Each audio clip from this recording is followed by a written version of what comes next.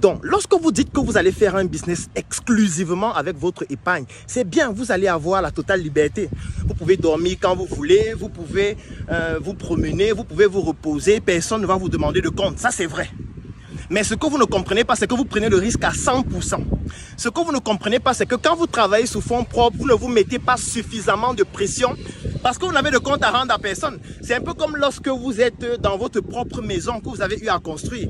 Comme vous n'avez plus la pression du loyer, vous ne charbonnez plus par rapport à celui qui a par exemple une maison en location, le bailleur, le tortue, il doit travailler dur. C'est exactement la même chose. Ça veut dire au-delà du fait que vous prenez le risque à 100%. Et la deuxième chose, c'est que parfois, ça vous rend plus feignant. Ça vous pousse à ne plus suffisamment travailler. Parce que vous vous dites de toutes les manières, c'est mon investissement, c'est mon épargne, je n'ai de compte à rendre à personne, je ne travaille pas avec l'argent des gens dont je m'en fous. Donc, sachez que le fait de pouvoir utiliser des leviers financiers, c'est une manière de réduire le risque.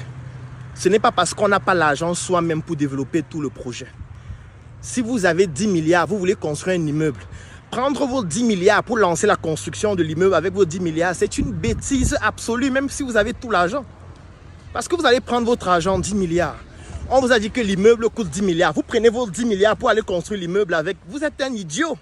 Et c'est un euphémisme. Parce que si vous êtes en train de construire l'immeuble, et il y a un coup d'État dans le pays, et le pays commence à devenir militarisé, et on vous prend tout votre immeuble, comment vous faites? Vous avez perdu à 100%. Et vous n'auriez plus d'épargne parce que c'est toute votre épargne que vous venez de mettre dans l'activité. Alors que si vous aviez procédé comme j'avais dit, certainement, ce serait donc un risque